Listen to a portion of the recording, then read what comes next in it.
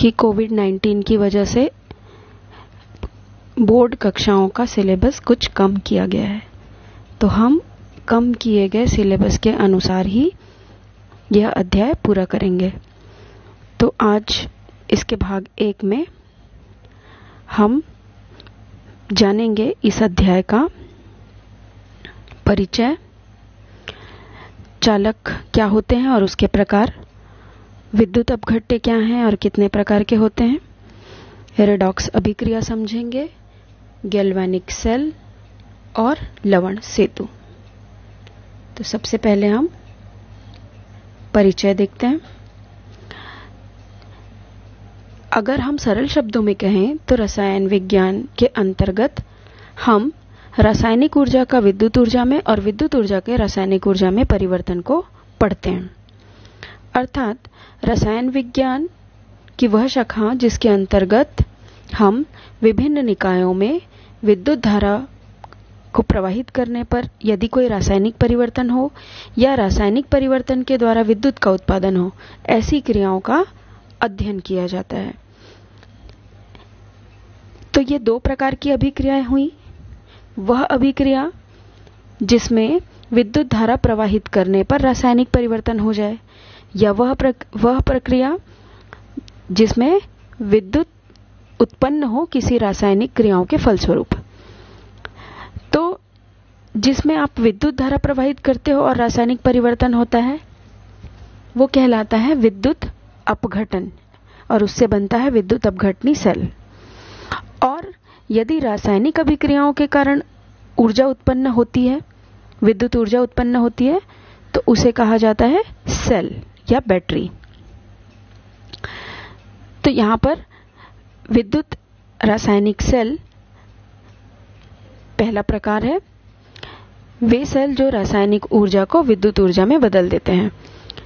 जैसा कि आप लोग कई प्रकार के सेल देखते हैं जिनसे हम विद्युत ऊर्जा उत्पन्न कर पाते हैं। ये विद्युत ऊर्जा और अन्य रूपों में बदल जाती है।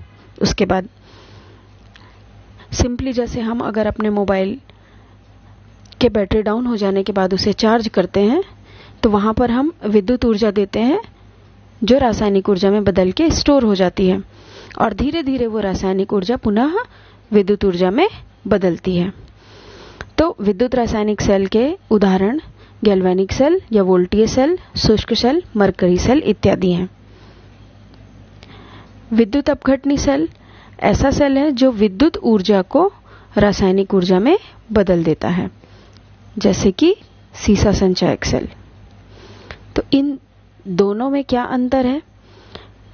जो पहला विद्युत रासायनिक सेल है, इसमें हमें रासायनिक क्रियाओं के कारण अर्थात रासायनिक ऊर्जा से विद्युत ऊर्जा मिलती है, जबकि विद्युत अपघटनी सेल में विद्युत ऊर्जा को रासायनिक ऊर्जा में बदला जाता है।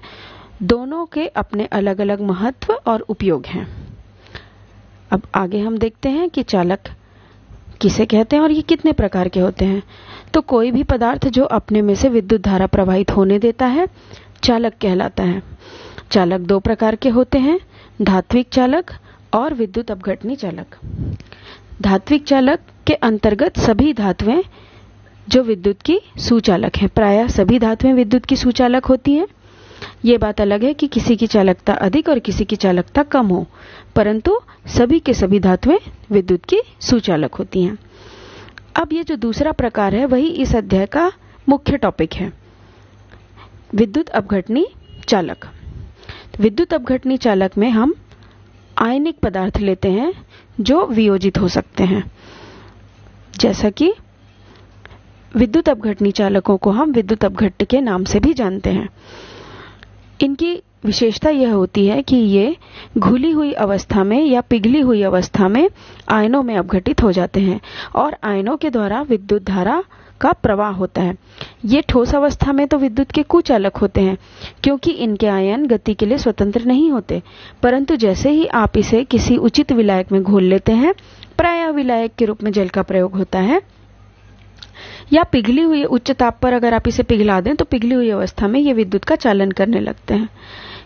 और ताप में वृद्धि होने से भी इनकी चालकता बढ़ती है, क्योंकि आयनों की गतिशीलता बढ़ जाती है। तो यहाँ पर विद्युत धारा को कैरी करने का काम आयन करते हैं। तो कोई भी आयनिक यौगिक विद्युत अपघट्य कहलाएगा।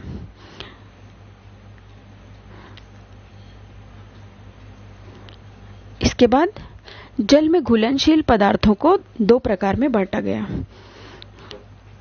एक प्रकार कहलाया विद्युत अपघट्य और एक प्रकार कहलाया विद्युत अनअपघट्य। तो ऐसे पदार्थ जिन्हें आप जल में घोल दें उसके बाद भी वो अणु के रूप में ही रहते हैं, वियोजित नहीं होते, तो उन्हें विद्युत अनअपघट्य कहा जाता है और ये विद्युत के कुचालक होते हैं। जबकि ऐसे पदार्थ जिन्हें जल में घोलने पर यदि वे आयनों में वियोजित हो जाते हैं तो उन्हें विद्युत अपघट्य कहा जाता है। ये दो प्रकार के होते हैं, प्रबल विद्युत अपघट्य और दुर्बल विद्युत अपघट्य। प्रबल विद्युत अपघट्य लगभग पूर्ण आयनित होता है, अर्थात यदि आपने 1 मोल विलयन लिया, 1 मोल सांद्रता वाला विलयन लिया, तो उसमें जितने भी पदार्थ, जितने भी विलेय, जितने भी विद्युत अपघट्य आपने मिलाया, जितनी भी मात्रा मिलाई, वो लगभग पूरे के पूरे आयनों में टूट जाते हैं, तो वो प्रबल विद्युत अपघट्य कहलाते हैं। ये बात क्लियर है कि इनमें आयनों की संख्या काफी अधिक होगी, इसीलिए इनकी चालकता भी अधिक रहेगी। इसी कारण ये प्रबल विद्युत अपघट्य भी कहलाते हैं। दुर्बल विद्युत अपघट्य ऐसे पदार्थ होते हैं जो आयनित तो होते हैं परंतु पूर्ण रूप से नहीं होते, आंशिक होते हैं। आप दोनों के उदाहरण देख सकते हैं। जितने भी प्रबल अम्ल हैं, प्रबल क्षार हैं और ऐसे लवण जो पूर्ण आयनित होते हैं वो प्रबल विद्युत अपघट्य में आएंगे, और ऐसे अम्ल, क्षार और लवण जो आंशिक रूप से आयनित होते हैं वो दुर्बल विद्युत अपघट्य कहलाते हैं। इसके बाद कोई भी विद्युत अपघट्य की प्रबलता उसके आयनों की मात्रा पर निर्भर करती है, आयनन की मात्रा पर। आयनन की मात्रा को अल्फा से दर्शाया जाता है। तो आयनों में विघटित अणुओं की संख्या बटे कुल अणुओं की संख्या, यह अनुपात ही आयनन की मात्रा कहलाता है। तो प्रबल विद्युत अपघट्यों के लिए आयनन की मात्रा बहुत अधिक होती है, जबकि दुर्बल विद्युत अपघट्यों के लिए आयनन की मात्रा कम होती है। यहाँ पर ये बात समझ लेने योग्य है कि जो प्रबल विद्युत अपघट्य होते हैं उनके लिए अल्फा का मान लगभग 1 के बराबर होता है, जबकि जो दुर्बल विद्युत अपघट्य होते हैं उनके लिए अल्फा यानी कि आयनन की मात्रा का मान हमेशा 1 से कम होता है। यदि हम प्रतिशत में बताएं तो 1 अर्थात 100% वियोजन हुआ, और 1 से कम मतलब कि कम आयनन हुआ। रेडॉक्स अभिक्रिया देखते हैं। जब ऑक्सीकरण और अपचयन दोनों क्रिया साथ साथ होती है तब हम उसे रेडॉक्स अभिक्रिया कहते हैं। रेडॉक्स 2 शब्दों से मिलकर बना है, रेड और ऑक्स। रेड का अर्थ होता है रिडक्शन यानी कि अपचयन, और ऑक्स का अर्थ होता है ऑक्सीडेशन। अक्सर विद्यार्थी इस बात में कंफ्यूज होते हैं कि अगर इलेक्ट्रॉन त्यागा जा रहा है तो वो अपचयन है कि ऑक्सीकरण है, या इलेक्ट्रॉन ग्रहण किया जा रहा है तो वो अपचयन है कि ऑक्सीकरण है। ऑक्सीकरण कैथोड पर होता है कि एनोड पर होता है, अपचयन कैथोड पर होता है कि एनोड पर होता है। तो ये कंफ्यूजन से बचने के लिए एक ट्रिक है यहाँ पर याद करने के लिए। आप इस शब्द को तोड़ लीजिए, रेड और ऑक्स को। रेड शब्द से आप याद रखिए रेड कैट, लाल बिल्ली। रेड से रिडक्शन, CAT कैट से कैथोड, अर्थात अपचयन की प्रक्रिया कैथोड में होगी। ठीक है, इस प्रकार हमें यह याद रखना आसान हो जाएगा कि सेल में अपचयन कहाँ होगा, कैथोड में होगा। दूसरा जो शब्द है वो है ऑक्स।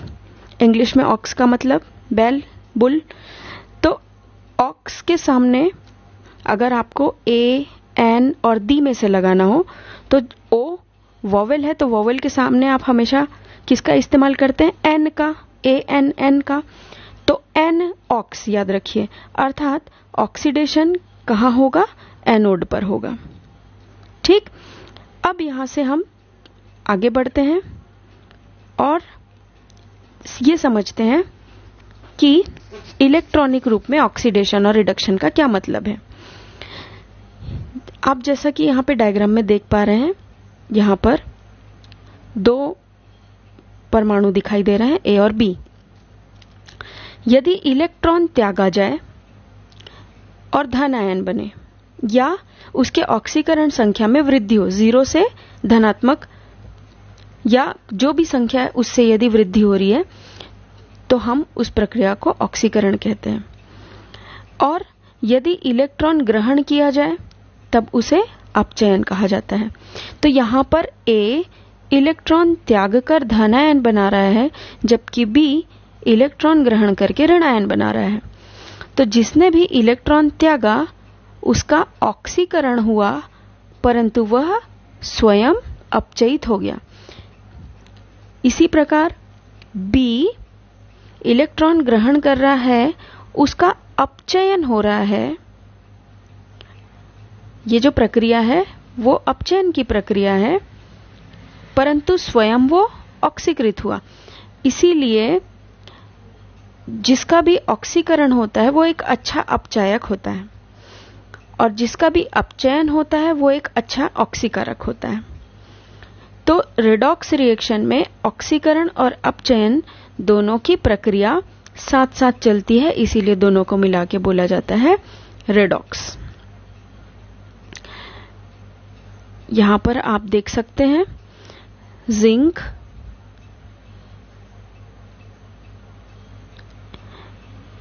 जिसका शुरू में ऑक्सीकरण संख्या 0 था, जिंक सल्फेट में बदल रहा है, तो उसकी ऑक्सीकरण अवस्था 0 से धन 2 हो गई।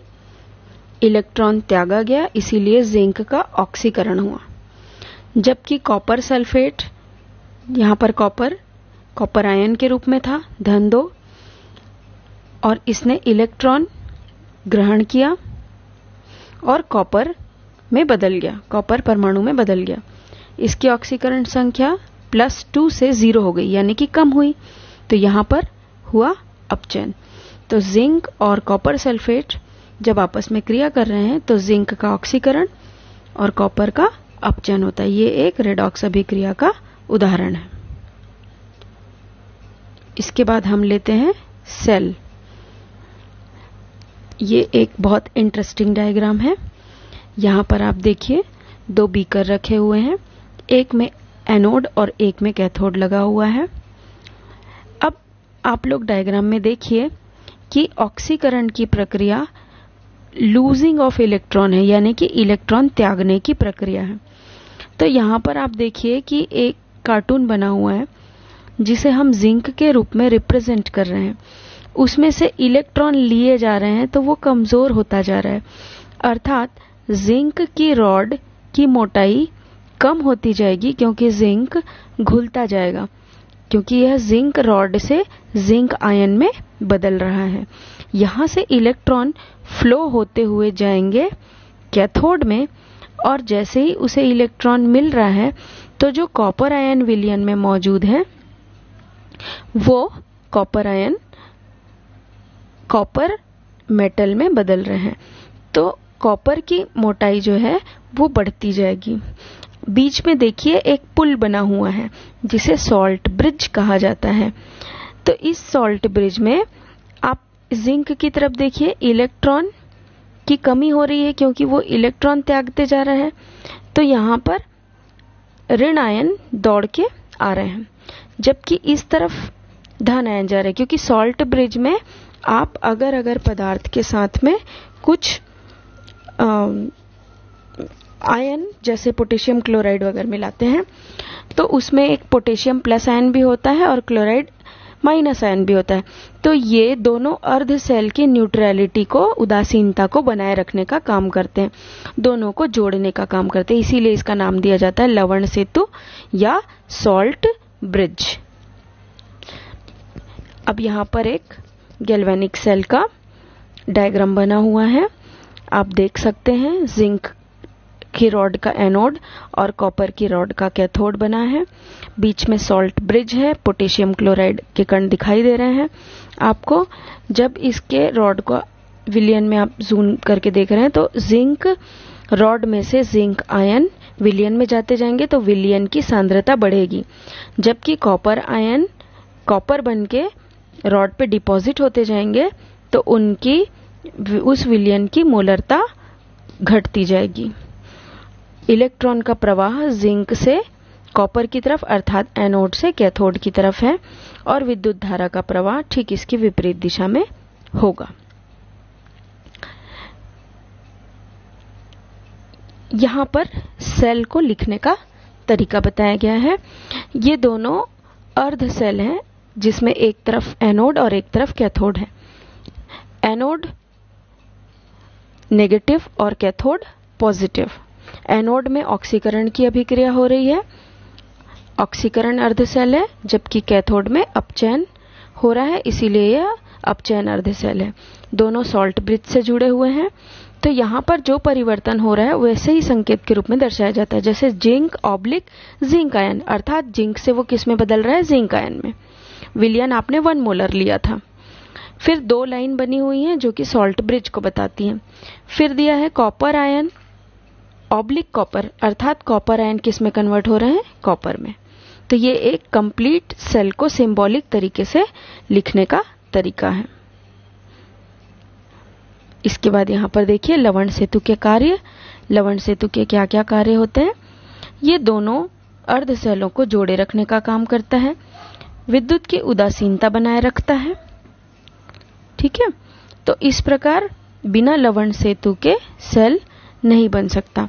यहां पर एक और चीज मैं आप लोगों को बताना चाहूंगी कि यहां पर आप देख रहे हैं कि एनोड में ऋणावेश और कैथोड में धनावेश दिखाई दे रहा है, परंतु जब आप विद्युत अपघटनी सेल लेते हैं जहां पर विद्युत धारा प्रवाहित की जाती है और किसी विद्युत अपघट्य का अपघटन होता है, तो वहां पर एनोड में धनावेश और कैथोड में ऋणावेश रहता है, जबकि गैल्वेनिक सेल में एनोड पर ऋणावेश और कैथोड पर धनावेश रहता है। तो ये बात आप लोगों को ध्यान में रखनी चाहिए। अब इसके अगले पार्ट में हम आगे का पढ़ेंगे।